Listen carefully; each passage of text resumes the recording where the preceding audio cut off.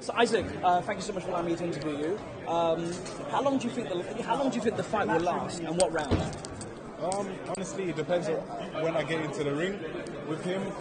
Probably, it depends. If he comes in going crazy, well, he's gonna get caught. You know what I mean? He's definitely gonna get caught. He's not as smart as me. He don't have better boxing ability than me. And I can see in his eyes, he's a bit weary. You know, he's trying to pull forward and act. You know, when people are chanting his name, he wants to show he's a big boss. But when no one is there, he doesn't do that. So that shows on the fight night when the crowd is there and everyone's shouting. Obviously, a lot of my fans are there. I sold thousands of tickets. But when the others, when his people are shouting, he's going to try and go crazy. Yeah, I'm the big man. Absolutely. Thank you. But what's your obviously you don't want to leak your game plan. But what's your game plan? I mean, you're ready to go. Or? I'm not going to tell you. You just said you don't want to leak it. What's your game? I mean, a tiny bit or anything you can. Yeah. I can't say that, man. You have to start now on February 3rd. Man. We've been working on it for 12 weeks. That's all I can say. Cool. And obviously there was heat on there. What was your thinking? You know, when he was obviously acting a bit like he wanted it. What was? I mean, because you were very calm, and I felt like you were very calm. Do you know why? Do you know I'm very calm? I'm very calm because I trust so much in my training and what I've done. Yeah, I've felt like giving up so many times in training camp. You know, so I'm so confident in what I'm doing. Yeah. You know, empty barrels make the most noise. Sure. You know, if you're shouting and it just shows that you're a bit. Like, he kept saying Ted, right? Ted. He's a bit insecure about it, so that's what happened. Yeah. And also, you've got lots of fans out there. Anything you want to say to your fans? Anybody out there? Or just tune in and thank you for all the support. I really appreciate it all. Thank you very much. Thank you, Isaac. Thank you. Appreciate it. How long do you think that the fight will last, and what round? It's hard to predict a round. Sure. It won't go to the final bell because Isaac's going to come and really push himself to the limit. Sure. I'm going to give him more than he can handle. I mean, obviously there's a lot of tension there as well. You know, what was your verdict about that? You know, it's good. I mean, it gets the people going though. Yeah, it gets me going as well because I'm quite just like. I like joking and talking and blah blah blah. Sure. And when I get into fights at the moment, I'm just quite like, sure. And I just happen to hit hard, so people go. But for this fight, I'm gonna be so just on it. Yeah, on it. They're gonna understand ferocity that they'll never see. Yeah, obviously don't tell your game plan. Yeah, no, that's enough. But like you're gonna go strong, right? I'm gonna go in and I'm gonna put in the right amount of power for the right time. Sure. And we have thousands of people, actually there are millions of people that actually watch our website. Now, what message would you like to give to upcoming boxers? It's a really good question, actually. Upcoming boxers, I'd like to tell them that anything's possible. Sure. If you look at my journey in the past 2 years, 3 years even, I was chilling in Hackney, going back and forth from boxing gyms. Absolutely. Then got a random call up to Great Britain, took the opportunity, managed in 5 months, get to Great Britain, become European champion, qualify for Olympics, and now a couple of years after that, I'm headlining the O2. So anything's possible as long as you put in the right kind of work, you take risks, you'll be rewarded. And also the last question, what is I think it's very important as well, but what's the long-term plan for you? You know, as a fighter, I mean, obviously. I think the long-term plan for me is to develop, because I'm the type of fighter, I like risk, I like going in there and risking everything. But at the same time, I do need to learn, because I know there's some people that if I go in and try and risk it all against, I'm going to get stopped. So it's about taking the right fights, also learning in the gym, you know what I mean? Sure.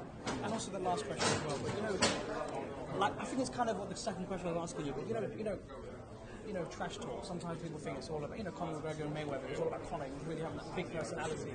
But do you think it's like, do you think it hypes up? Do you think it hypes their lives a bit? Or was it just real for you? Just like, it's just a real guy. Really and truly. You say no joke. Like that's what it is. We're in a sport where we're gonna punch each other in the head and try and knock each other out. So.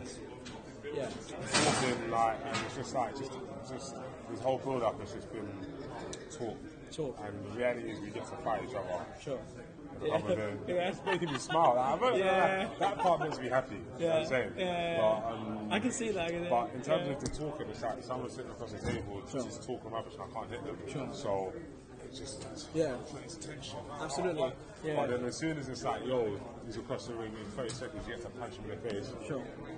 30 seconds later, you're happy because you're punching him in the face. Absolutely. I don't want to waste too much of your time, but also, what message do you want to say to your fans, man? You've got a lot of fans out there, man. I think to my fans, thank you so much for the support.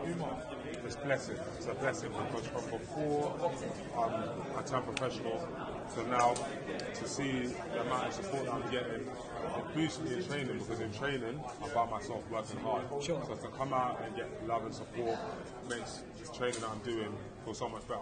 Perfect. Well, I really want to say thank you so much. Thank you. And congratulations and good luck. Good.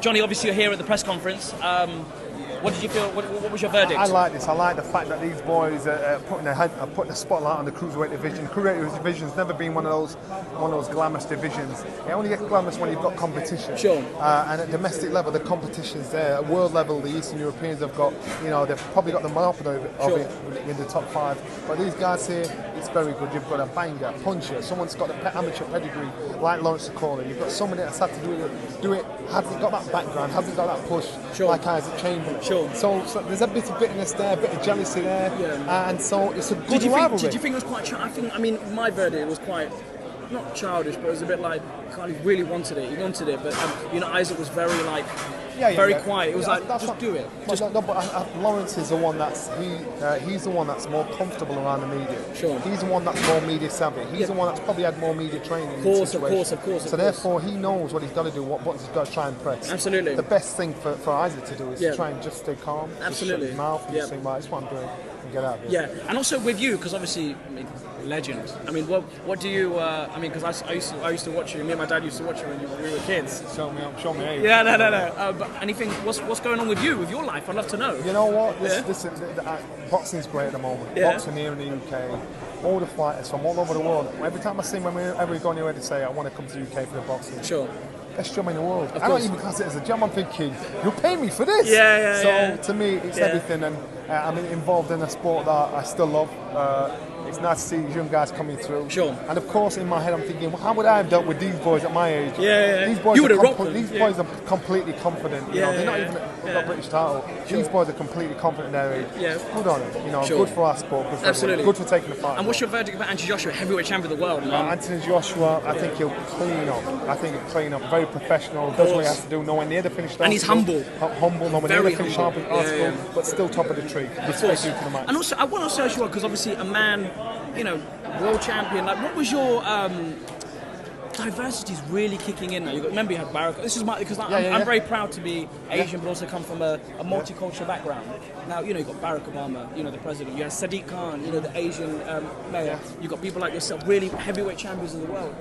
It's diversity. Things are breaking through now, mate. I'm from a gym. Multiculturalism is a buzzword now. I'm from a gym that's been multiculturalized years ago, back in the day.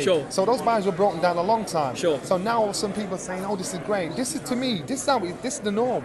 This is how it should be." And what happens is sometimes certain things are said or done, and some people they try and make a bigger thing out of it more than what it is. They try and make a bigger deal out of it. Now you're getting the respect that you do. Not because of how you look, the colour of your skin, because you're good at what you do.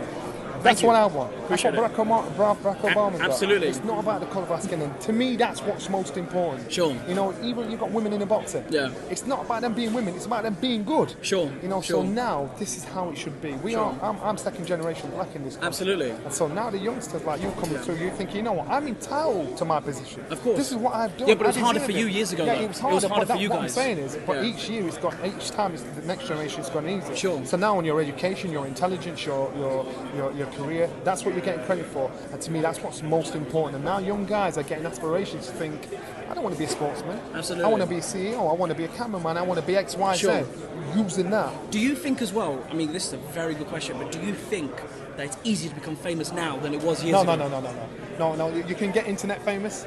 That's all right. But the thing is, fame isn't a job. Fame isn't a career. Absolutely. And people have got to understand that fame is not a career.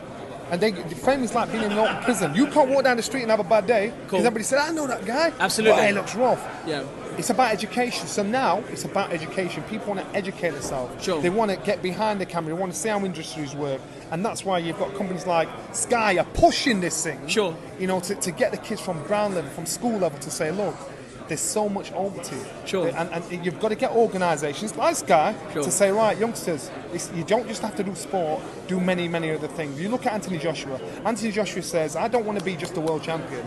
I want my kids to work behind the scenes. I want to be an intelligent man. Of course. He wants to be the business side of life. Of course. Which to me is a great example for the youngsters coming through. Johnny Nelson.